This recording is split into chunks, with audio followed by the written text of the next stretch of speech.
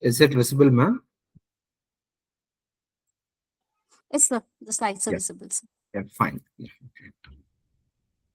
So, very good afternoon to all. Before starting my session, I'd like to thank IoT Academy for providing this opportunity to interact with you people. And I welcome you all for today's national level FRP on quality teaching and learning in higher education institutions. And today I'll be talking about effective article writing for Scopus and Web of Science publications. So this is what the title I have taken for today's presentation. Yes, so I'm Dr. Prem and head of the Department of Electrical Department at the Anson College of Engineering. And today's agenda is I'll start with the research awareness, and I'll be focused on research ethics, the things to be followed when you write paper or when you submit paper. Okay, when you publish any paper. So what are the things to be followed? So the research ethics to be followed. So that I'll be giving you some kind of a guidelines. And after that, research guidelines like to write a paper or to submit a paper, what are the guidelines required? So that also I'll be giving you. If time permits, I'll be talking about the research metrics. Okay. But I'll be talking about the research tools. Okay. If time permits, I'll be talking about the research metrics as well. Yeah. So first, let me start with the research awareness. So this is what the question, the big question in everyone's mind: why I have to go for the publications? Okay, or the research publications? Why this is required?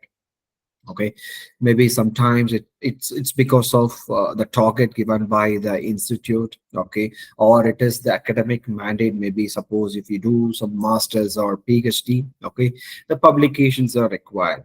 But that's not only the motive of the research publication. So we have so many things to be considered why we are going for the research publications. Okay, the very first thing is yes, dissemination of the knowledge. That's the primary motto of the research publication. So whatever we do, it should be disseminated to the society. Okay, if we don't disseminate, okay, then obviously the people may not be knowing what's happening at present. Okay, so just it's a dissemination, like what you have, what knowledge you have, or what skill you have. Okay, you have to disseminate through the research publication. It may be a journal, or it may be a conference, it may be a the newspaper, or it may be a magazine, okay, or it may be a short white paper, or whatever it is. Okay, so we have to disseminate the knowledge. And when you write a paper, when you do any kind of a research, okay, so when you write a paper, and this paper, when you submit to any journal, okay, that paper will be reviewed by the expert people. Okay, so when they review, then you will come to know that whether you're going in the right direction or the wrong direction. Okay, so maybe you'll be getting some kind of peer review comments from the experts. Okay, that comments may be useful to further fine tune your research. Okay, and also if it is accepted by the experts members, it means that yes, that public or that research is it's a kind of accepted research. Okay, so for that again, we need to have a publications. And the next one is advancements of science. Okay, and suppose if you do any research, or if you do any kind of a scientific breakthroughs, if you keep everything with you, if you don't give that knowledge, or if you don't send any information to the society, then we may miss that scientific breakthroughs, right? So whatever the advancements are happening, so that will be disseminated, or that will be communicated through the publications to the societies. And the career advancement, as I said, yes, suppose if you do any kind of in the PG or the PhD, okay, so obviously the publications are required. And also suppose if you want to get any kind of promotions, okay, maybe your assistant professor, maybe you'll be going in associate, or the professors, or the director, or the dean. Okay, when you go for any kind of a career advancements, yes, research publications matters, at especially at current scenario. Okay, I know most of the institutions are focusing on the NIR ranking and the QS ranking. When they focus, on these kind of a ranking systems, then obviously then you need to have a strong research profile. Okay, so for all your career advancements and also for the academic recognitions of publications are required. Okay, and no, as of now, we think that what we publish, it's all it's referred only by the scholars, or it is referred by some of other researchers. It's not only that, nowadays even the policy makers, they are referring to the papers, because if you publish any kind of a research publications, there is a experimental evidences. Okay, based on that experimental evidences, they can make any kind of a decision, and they can make some any kind of policies, okay, or the practices to be followed in the industry or any kind of a field. Okay, so that is the impact. If we don't publish, then that the policy makers may be missing some kind of a guidelines or some kind of a evidence based decision making. So for all those things, the publications are required. Okay, and again, there is a chance of a collaboration in the networking. That is also very important nowadays. When you do research on your own or alone, okay, that will not give much weightage for you. Okay, you need to have a collaborative research. When you do a collaborative research, then obviously the networking will be improved. Okay, so the networking will further keep your research in some other level. So obviously, for collaboration networking, the publications are required. Okay, and finally, what I can say is it's a kind of a preservation of the knowledge. Okay, whatever we do, we when we publish it, as you all know that all the publications are having some kind of a DOI numbers nowadays. It's a permanent. Okay, so whenever you wanted, you can refer to it. So when we publish it, obviously it will be in the repository, and that will be the guidance for the future generations. Okay, so these are all the few important points to be considered why we need to go for the research publications. Okay, and this one everyone knows, right? So because this statement is it's very long time it is there, like publish or perish. Okay, that's what the statement, it's followed in many of the university. But what I am telling you is, as I said, it's for the last it's not that only currently because of the NAR or for some other ranking system the people are asking. Okay, because this pressure or this kind of the requirement is there for almost more than 60 years. Okay, but what I want to convey is, you just do research with passion.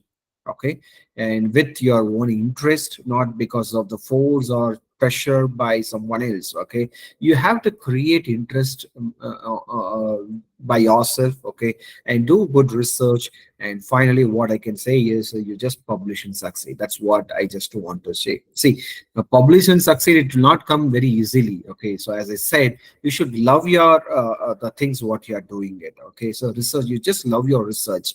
When you love your research, then obviously this is not a matter. Publishing succeed is not a matter. Okay, so that's what I just want to convey. And typically, what is a research paper? So as you know, because when you go for publication, there are different types of publications, like research papers, review papers, so many different versions of papers. Even nowadays, no, so many versions. Even if you go with one publisher called MDPI, you'll come to know how many versions of publications are available. Okay, so but my focus is on the research paper. As you know, the research paper is a complete pack.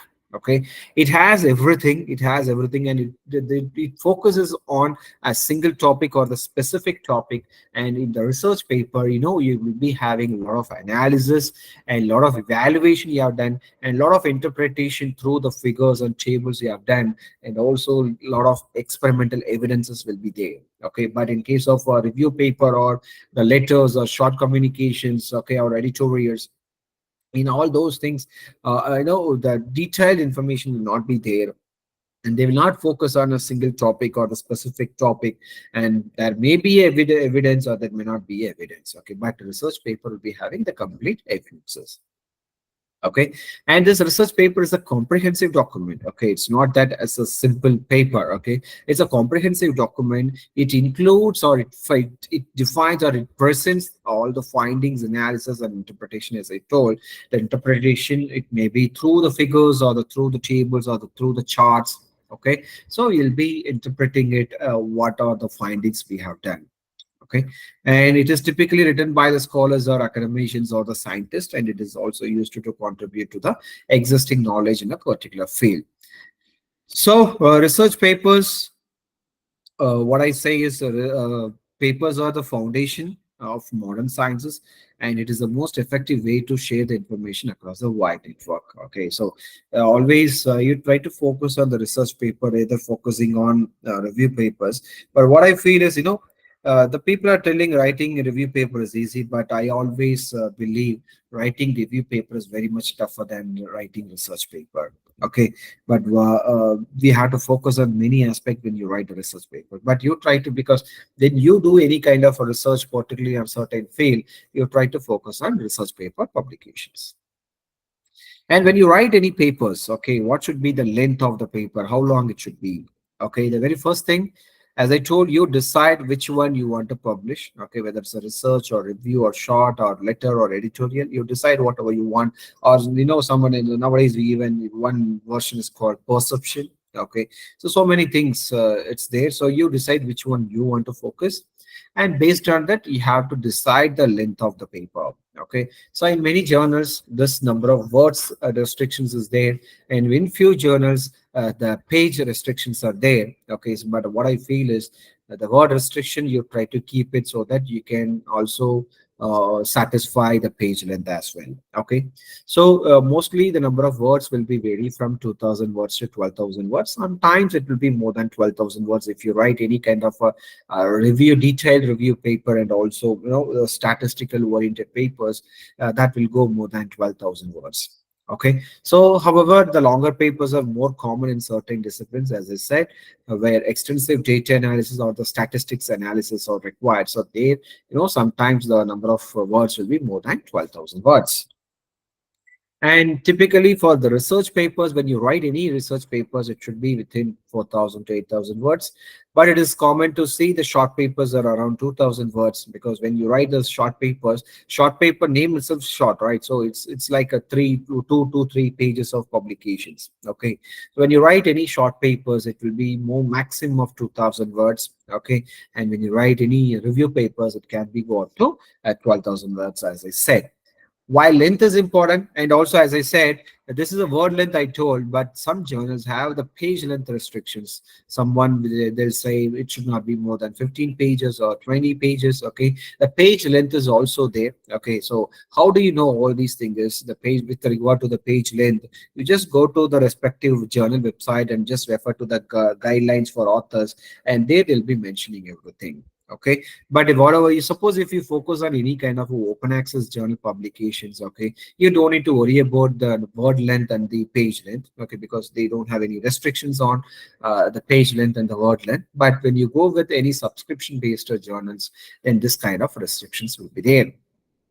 But when you focus on this length, okay, and you should not compromise the quality, that is also very important. Okay, so when you want to restrict yourself within 8,000 words or 12,000 words, at the same time you should not lose the quality and clarity of the content. Okay, that always very important to get acceptance of the paper. Okay, and the structure of the paper, yes, always, the paper starts with the title. Okay, and the title should not be more than 10 words. Okay, and the title should be concise, and it should be specific. Okay, because if your title is proper, your paper can create more impact in the sense it will be referred by many people, and you'll be getting more citations. Okay, so the title should be very proper and should be concise, and it's specific title you should keep. Don't keep any generic words in the title, then obviously it'll be missing the citations. Then abstract, so any paper you write, okay, the abstract should be within 150 to 250 words. Okay, and some journals are having restrictions of 200 words, so it's always you keep it within 200 words length abstract. Okay, and the introduction and the literature review.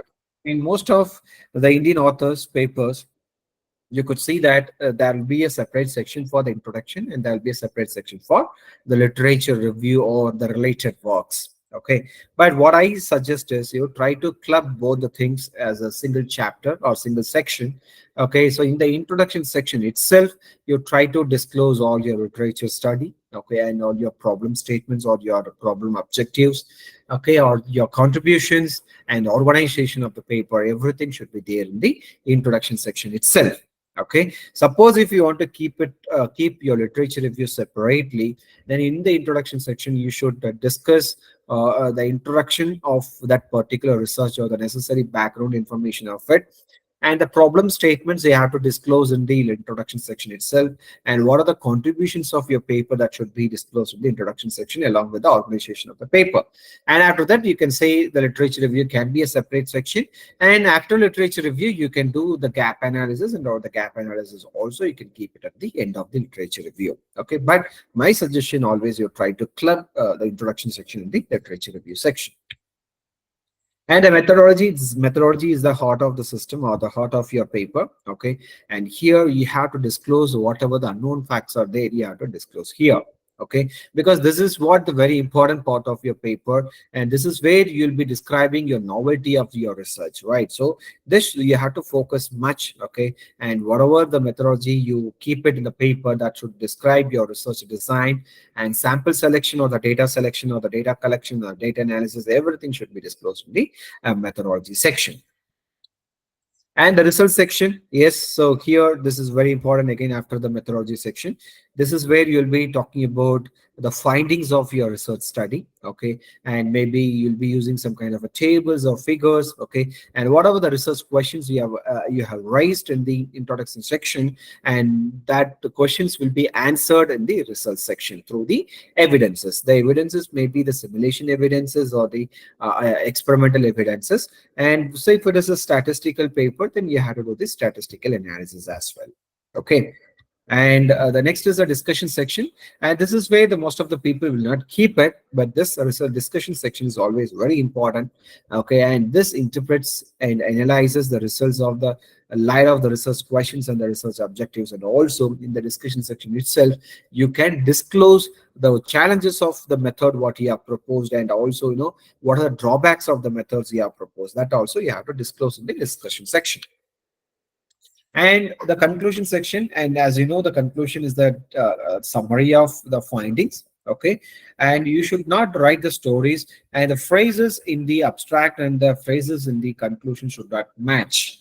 Okay, so you don't keep the same phrases in both the places, so you should keep these different phrases. Okay, and but there should be a connectivity between your abstract and the conclusion. Okay, it's a concluding summary. Okay, it's a conclusion is nothing but a concluding summary. You have to write it concisely.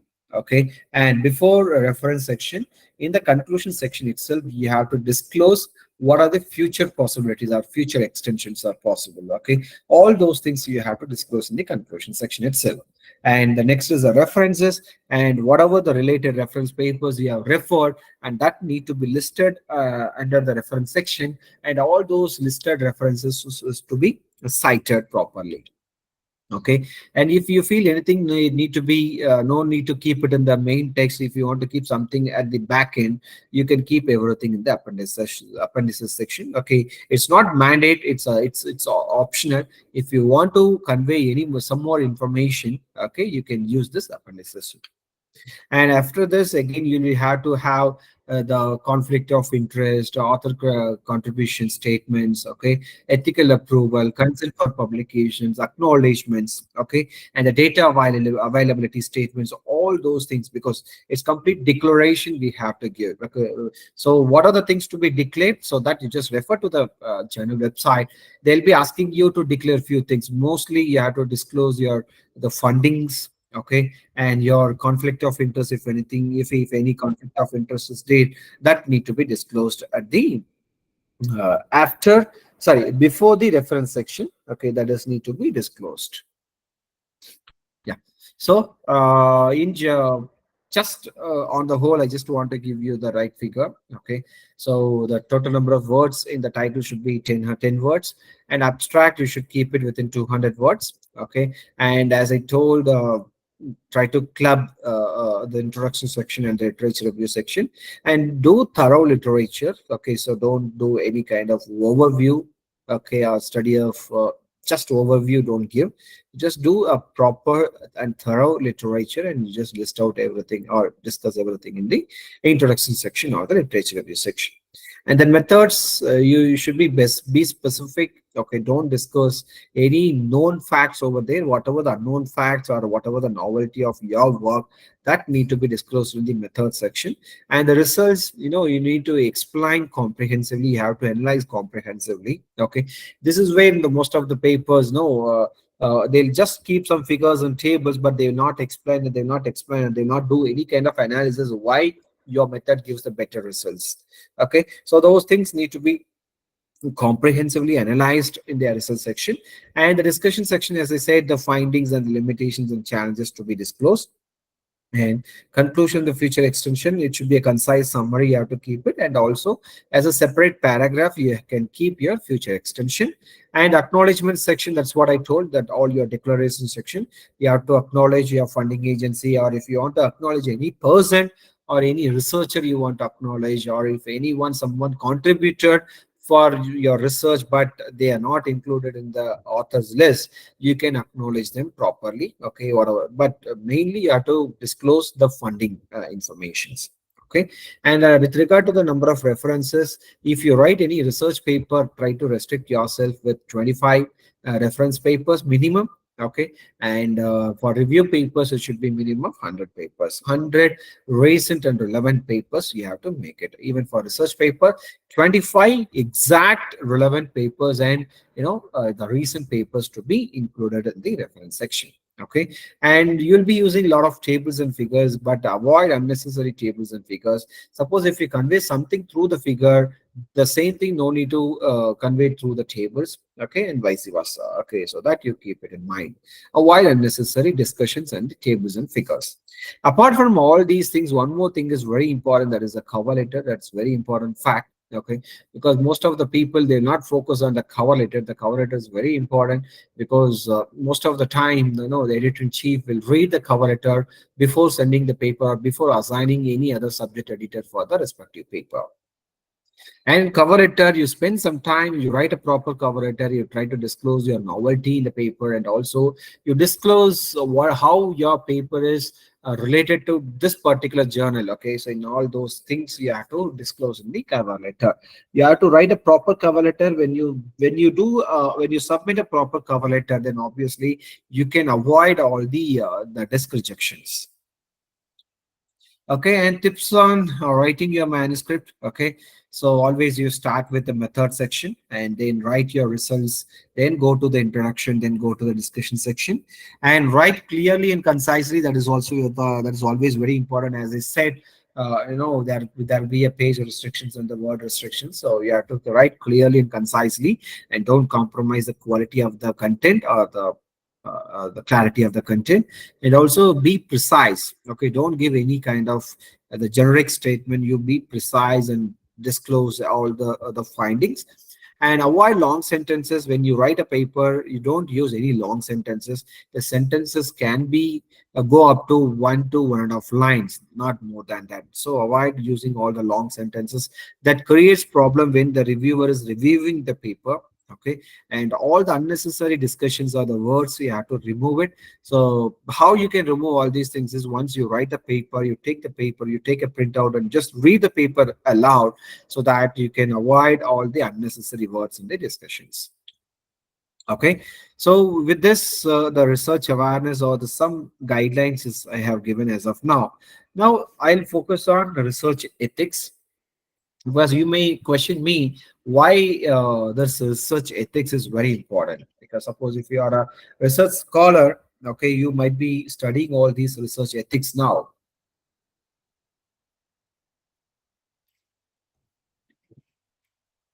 Okay, this is one of the very important things to be followed by all the researchers. Okay, so what is that research ethics is?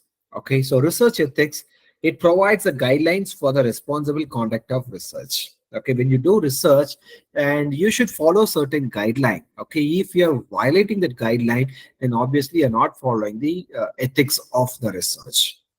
Okay, and all this also educates the scientist conducting research to ensure high ethical standard.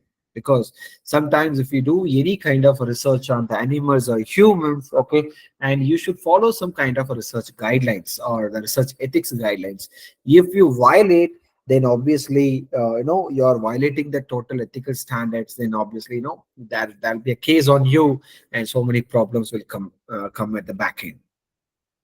Okay, and the research ethics compasses the norms of the conduct and associated discourse pertaining to the description of good or acceptable from bad or unacceptable behavior in research.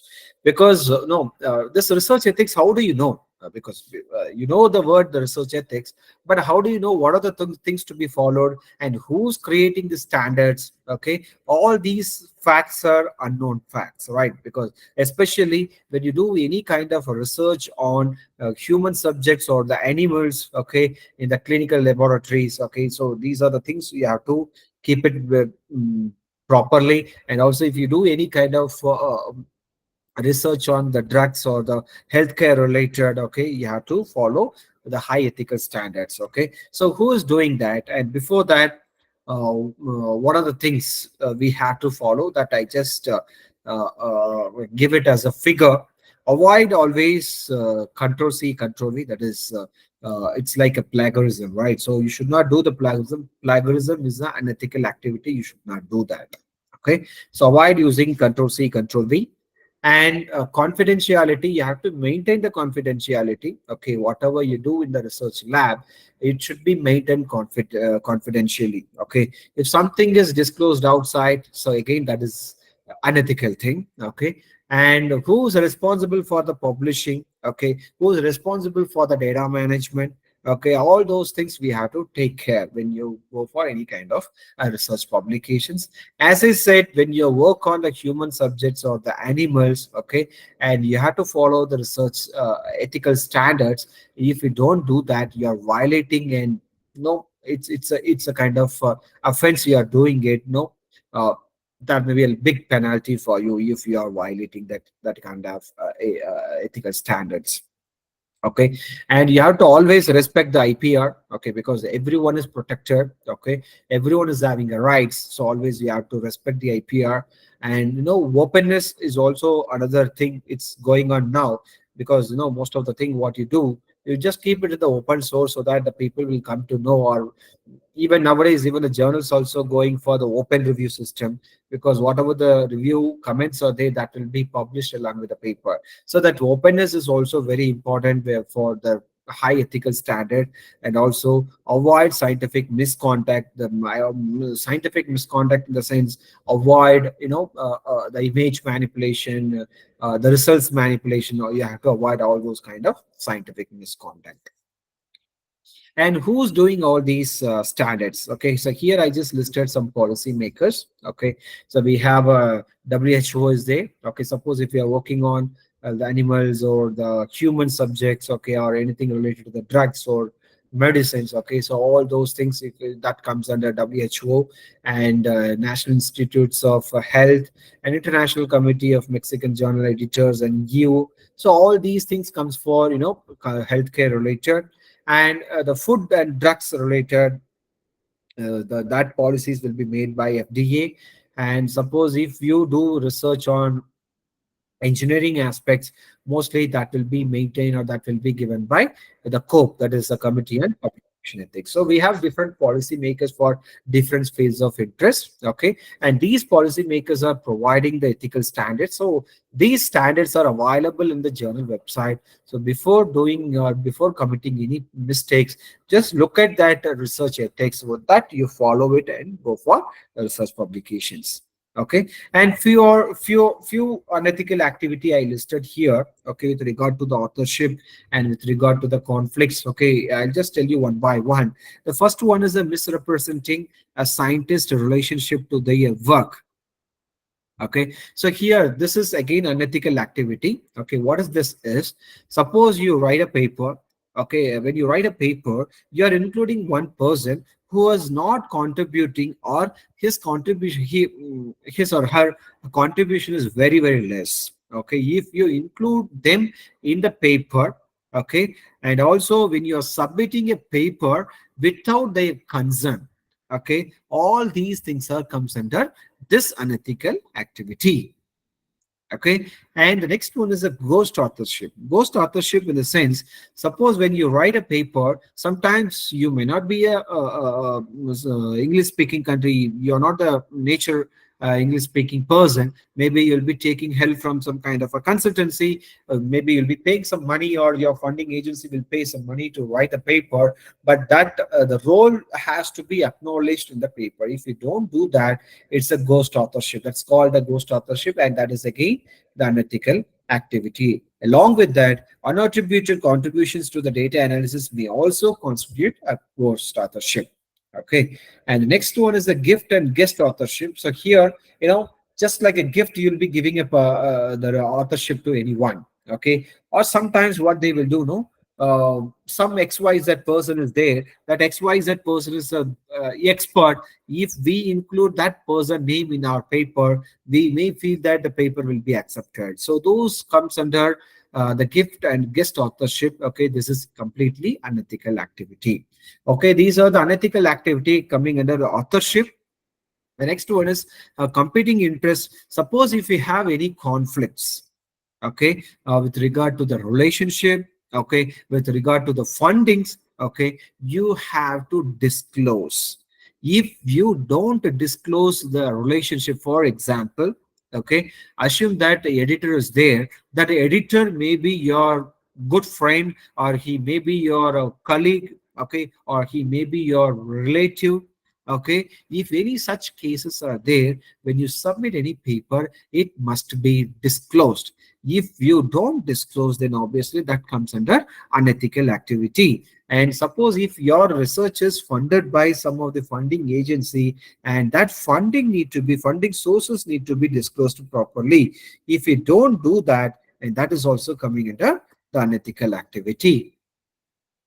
And the next one is the plagiarism. Okay, in the plagiarism, you know the word plagiarism, but in the plagiarism also there are different levels of plagiarism. Okay, one is the literal copying. Okay, literal copying in the sense whatever there in X paper, that completely will copy and paste it in your paper, and you'll be publishing it. Okay, this is a literal copying. So this is 100% plagiarism, and this is completely an unethical activity. Okay, you should not do that. Okay, and the next one is a substantial copying. Okay, so this substantial copying in the sense, I'll just copy few things from that paper without citing, okay, or without acknowledging them, or without taking a permission from the original author. If we use that partial content of the paper, that comes under the substantial copying, and that is again called the unethical activity. And it can be substantial.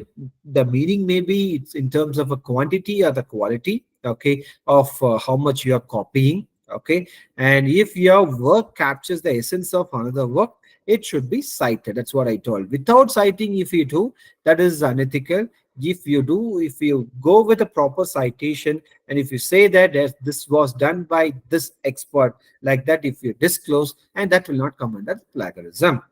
And the next one is the paraphrasing. The paraphrasing is nothing but you have certain content, you'll be paraphrasing it, and you'll be publishing it. Okay, this paraphrasing is also accepted if you properly reference the sources. Okay, if you don't do that, and the paraphrasing is again unethical activity. Yes, the next one is the text recycling. Okay, what is the text recycling is when you write a paper and you're publishing a paper. After publishing a paper, you'll be resubmitting the same paper in some other paper as a new paper. Okay, if you do that, that is called the text recycling. Yes, so if you do that, that is also comes under unethical activity. So these are the things come under plagiarism. And the next one is a simultaneous submission. So you should not submit your paper for more than one journal at a time. Okay, you have to submit the paper to one journal. You have to wait for the decision, and you have to, based on the decision, you have to go forward. Don't submit your paper simultaneously. Nowadays everything is trackable. If they find that if you do simultaneous submission, that comes under the unethical activity, and you'll be fined or you'll be banned to publish a paper in that respective publisher. Okay, and the next one is a duplicate publication. So what is a duplicate publication is? Yes, so when the author submits a paper or the portion of his paper or one paper that has been previously published to another journal without disclosing prior submission. Yes, you submit a paper, that paper is in review, and the partial content of that paper you will take it, that you will take it as a, that you will submit as a second paper. If you do that, that's called a duplicate publication. And the next is duplication by paraphrasing or text recycling. Okay, so here what is the meaning is, I you write a paper that is published. Okay, again you are writing a paper. Okay, in that paper what you do is, you'll be taking two or more articles from different angles or on different aspects of this research without acknowledgement of the original paper. So you'll be just paraphrasing it, or you'll be doing like a text recycling, and you'll be writing as a new paper and you'll be publishing it. And sometimes some countries like, German or China and all, they'll be publishing the papers in their own native language. For example, Chinese paper is there, they'll publish the paper in Chinese language. Then what the people will do is they will take the paper and they will translate in English, and that also they'll publish as one paper. So that is again an ethical activity. Okay, so these are all another unethical. And the next one is the research fraud. Okay, research fraud is nothing but it's a publishing a data or conclusion that were not generated by the experiments or observation, but by invention or data manipulation. Okay, so you should not do data manipulation, and also that you should not do the image manipulation. So both the data manipulation and the image manipulation comes under unethical activity. You should not do that. Okay, and the next one is the salami slicing. What is the salami slicing? This is again the slicing itself says is one paper is different, divided into several different papers, right? So I write one big paper, and that paper, what maybe your friends or some your researchers have suggested, you'll be separating that one single paper into multiple papers, and you'll be submitting those papers into the different journals. So that comes under salami slicing. You should not do that. Okay, so avoid inappropriate breaking up data from a single study into two or more papers. That you should not do that. That's what, as I said. Okay, and 5 reasons why we have to publish ethically. Okay, the very first reason is it ensures the scientific progress. It ensures the scientific progress. And the next one, it protects the life and the plant. Okay, because when you write a paper, as I said, sometimes the policymakers will be referring to your paper. If your paper conveys a wrong information, so that will be a wrong guidance for the policymakers, and that will be lead to the wrong policy again, that may impact the life of the plant and life of the human subjects. Okay, so if you publish ethically, it protects life and planet. Okay, and it promotes ethical behavior. Yes, obviously it speaks about the respective person ethical behavior, and it's good for your reputation. Correct. And finally, there is no way you have to do it. You have to publish paper ethically. You should not publish paper without any ethical standards.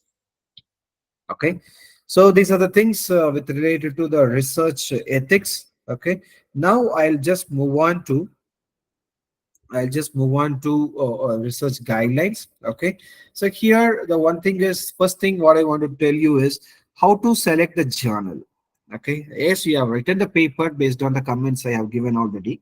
Now you have to select the proper journal for submitting your paper. So how you can select the journal?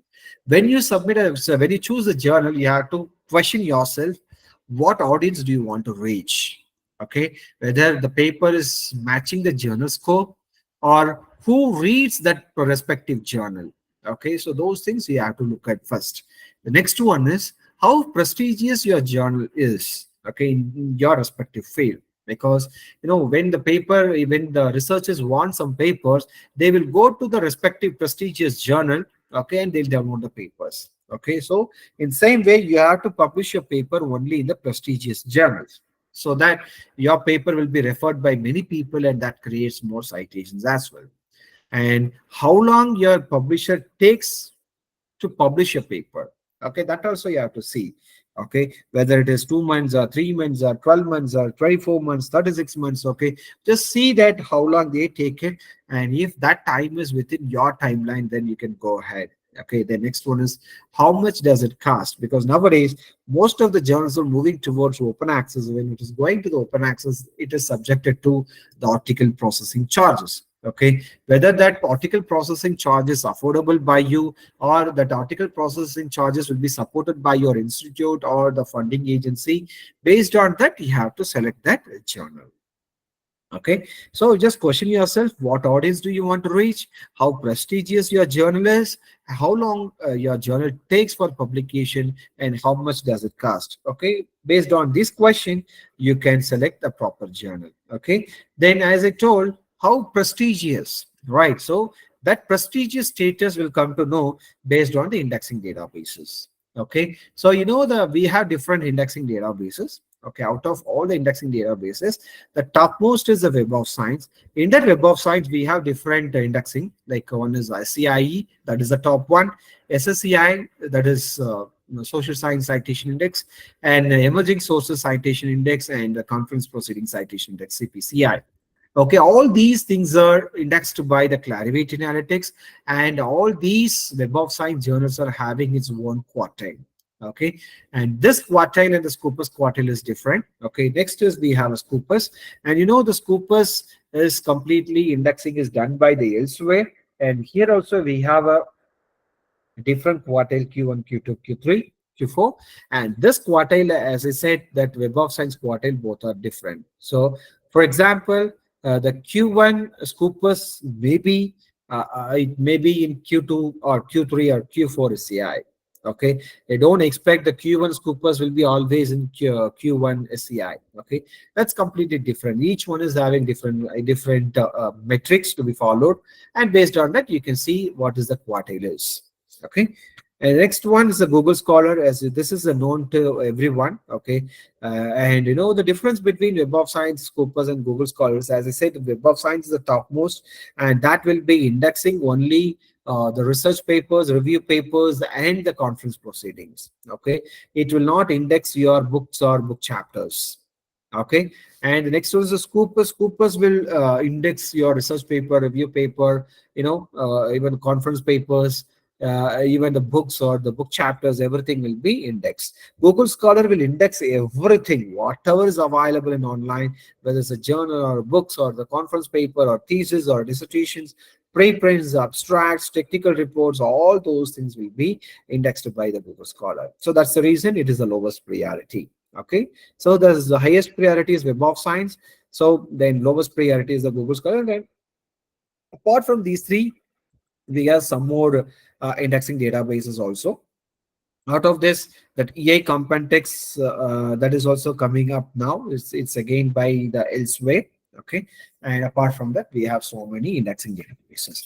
When you want to publish any quality papers, always you try to focus on Web of Science Q1, Q2. Okay, if you have one paper or one or two papers in Web of Science Q1, that that gives a lot of weightage for your profile. Okay, so always you try to focus on the Web of Science journals. And always you be aware of the predatory journals. A lot of predatory journals are available. Even a few days back, one of my friends submitted paper and he has paid money also. Then finally we came to know that that is a predatory. Okay, so the predatory, what these people will do is they will create a fake website on the original with journal name. Okay, and they will publish the papers. Okay, and because once you submit a paper within 24 hours, you will be getting acceptance. They'll say it is a Scopus index, Web of Science index with impact factor and all they'll mention. Okay, but it's all fake because they'll create one clone website and all your submission will go to the clone website. And once you do the payment, they will publish the paper, but they'll provide some kind of access key. Once you provide that access key, then only you can download the paper. But now the problem is once you publish by paying, all those papers will not be indexed even by the Google Scholar. Though they have mentioned it is a Scopus and SCI indexed journal, even that paper will not be indexed by Google Scholar because it's a fake journal. Okay, so always be aware of this predatory journals and the predatory publishers. Okay, so you check the authenticity of the journal, then accordingly just go for the submissions. Okay, yeah. So how to avoid the predatory journal? So here I just gave some kind of a links to you. Just go to the links and you can see that overall the predatory journals are available. Okay, so if possible, just I'll just give you the recent one because even now, even today, I could able to see still the people are publishing, some Indian authors are publishing the papers in that respective journal because they claim that it is a Scopus indexed journal, but that is a fake journal. Okay, so I'll just tell you the name. Maybe if you want to submit any papers to there, you please don't do that. Okay, so the journal name is Chinese Scientific Book. Okay, let me open it. It's called, they call it as a CSB journal. Okay, that is Chinese Science Bulletin. This is what the journal name. Okay, Chinese Science Bulletin. This is the journal name. So for this journal, there are two different websites. So once you put this journal name in the Google search engine, that is Chinese Science Bulletin, if you put it, first thing what it will show is it will show only the fake site.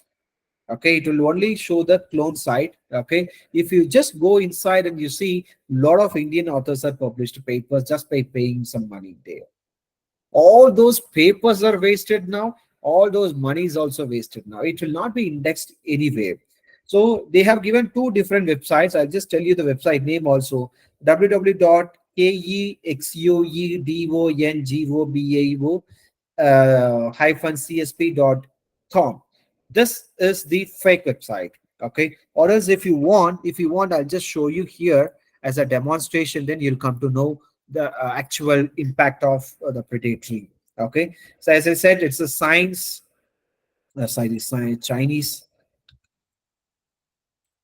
Science Bulletin. Okay, yeah, so this is what the journal name. So so here you see that this is the fake website. Okay, this is the fake website, and I'll show you the original website also. You see that that original website is here.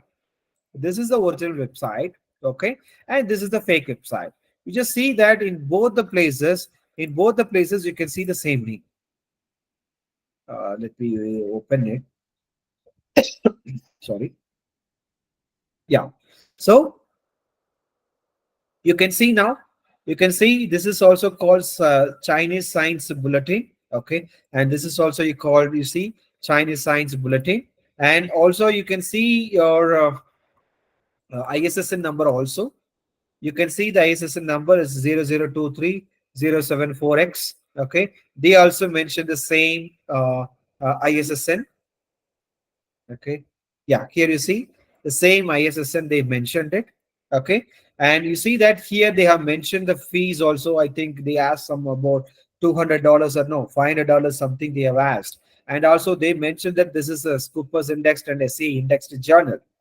Okay, and also if you want to download any papers, you just go here and just look at the papers. If you want to download, maybe I'll just go to the home page, and here you see that all these papers are published.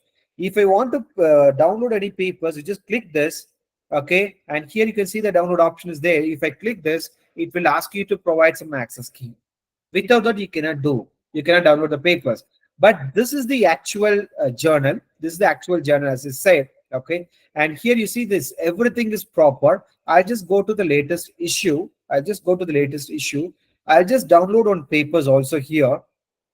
Okay, then you'll come to know the difference between these two, because this actual science bulletin journal publishes paper in Chinese language. Okay, but these people, what they publish is in English language. So the completely it's mismatched. This is the perfect example for your predatory journals. Okay, so just be aware of. See, I'll just download this paper, then I'll open the paper, then you come to know. I think it takes time. Yeah. let it open. So you just be aware of this journal, what I'm telling you, because you see that mostly I could see the Indian authors here. Okay, just go inside and you see it's all Indian authors. So it's all, the people are cheated. Many people have paid money and they published papers, but all those papers are now it is wasted. Okay, this cannot be indexed at all. Okay, it's completely waste now. So you please be aware of it. Okay, and here, this is the actual journal. As I said, this journal is not asking any money to publish your paper, but this journal is asking about $600 for publishing a paper. Okay, so this is the perfect example for your predatory journal. You please be aware of it. Okay, and if you want to check something, some other predatory journals, you can go to these websites and you can check any other predatory. Many are there. Lakhs of journals are there. I could able to see. Okay, yeah. So another thing is you have to give the statement of work and the conflict of interest. That is author contribution statements. So nowadays it's a journal mandate that whatever the authors you listed in the paper, the contribution of each author should be disclosed in the paper. And also if you have any conflict of interest and also the funding sources, everything need to be disclosed. And submitting your manuscript, okay, as I said, all these things to be ready. So this we already told. And as I told, you don't do any multiple submissions. Okay, if you do multiple submissions and the journal will blacklist you, you cannot publish any papers over there. Don't do any multiple submissions. Yeah. And the plagiarism, once you write a paper, okay, once you write a paper, you have to check the plagiarism of the respective paper. And if the plagiarism is more than 15 percentage to 20, because nowadays even the standard journals are accepting the papers up to 20 percentage of plagiarisms. Okay, it should not be more than 20% plagiarism, and that should be tested only with the authenticated tools like Authenticate and Turnitin. Okay, these are the most reputed plagiarism tools, but these are all, it's all subscription based. You cannot scan it for free of cost. You have to pay some money and you have to scan it. Maybe suppose if your university is having the access, you can check it there. Okay, but before submitting paper, you check the self plagiarism as well as the plagiarism from other sources. Everything need to be checked. And the final check, you check all these things whether it is ready or not. Okay, and ready to submit. Now the question comes, yes, which journal to select? That is again a big question, right? I told you some guidelines to select the journal, but we have thousands and lakhs of journals are there. How we can select? But nowadays, most of the publishers they have some journal recommendation systems. Okay, here I listed the first five. It's all specific to the publishers. This is by IEEE, this is by Elsewhere, this is by Springer, this is by Taylor and Francis, and this is by Wiley. So these are all the publisher specific recommendation system, and these two are a generic recommendation system. If you want to publish any papers in elsewhere related journals, you click this, it will take you to the site. There you have to provide something so that it will show the recommendation of all the elsewhere related journals. Here it will show only IEEE related journals, but these two if you use, okay, these two if you use, this will give you the for the from the multiple publishers. Okay, this is specific publishers. Okay, I'll just give you one simple guideline. I'll just go to the elsewhere journal finder. Okay, so this I will take it. Okay, and here you see that you have to provide your abstract, whatever the papers you have written. Okay, so whatever the papers you have written, just you'll be having the abstract, right? When you have the abstract with you, I'll just open on paper, I'll put it inside, so maybe you'll come to know. I'll just take this abstract. Okay, yeah, because this like this you'll be writing your own abstract. You put it here. Okay, you put it here. I think I missed that first line. Yeah, just put it here in your abstract column and just find journal. Click find journal. Okay, you see that it will list out all the related journals for this particular abstract. Okay, and here itself you can see the text match score. Okay, it's about 10 percentage, sorry, 20 percentage is matching. Your abstract is matching with the scope of this particular journal. And here you can see that the site score of this journal and impact factor of this particular journal. Okay, and for the time for the first decision and time for the publication is also mentioned. And suppose if you want to publish your paper in open access, you have to pay $4,100.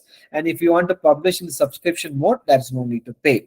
Okay, it will give you the complete detail. Okay, and it will also give you the acceptance rate for some journals. Okay, I think it's all removed now. Yeah, so some journals they'll be giving you the acceptance rate also, and based on the acceptance rate also you can submit your paper. So always, as I told, the prestigious status you have to look at the site score impact factor, and the duration you have to check this, and whether it is affordable by you or not, that you have to check it with the cost here. Okay, once suppose if you feel one journal is pukka for you, then just directly click the submit paper. You can take you to the submission system, then there you can submit your paper.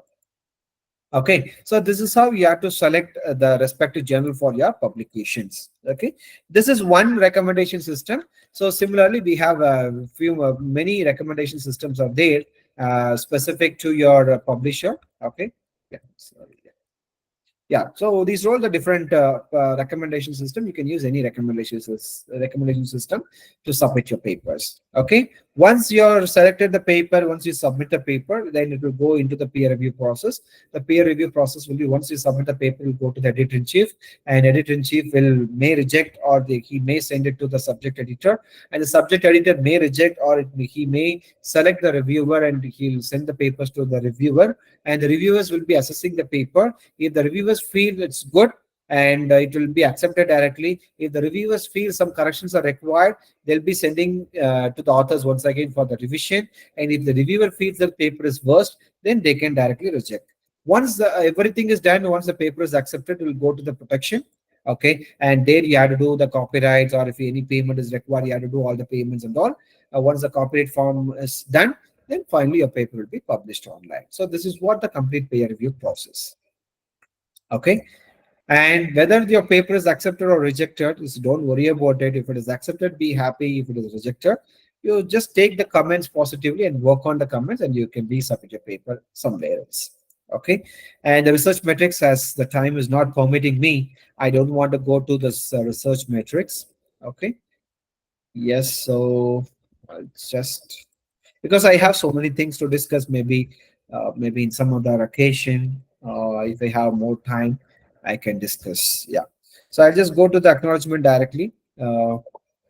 I just want to acknowledge that the contents of other peers whose contents are being used to comprehend the subject better, and I do so solely for academic purposes, and I do not claim any ownership or the authorship of any of the contents of the other peers. So with this acknowledgement, I would like to thank you all for patient listening. Okay.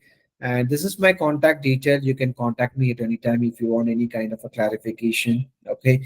You can talk to me directly. So I am ready to help you people. So with this note, I just want to conclude my presentation.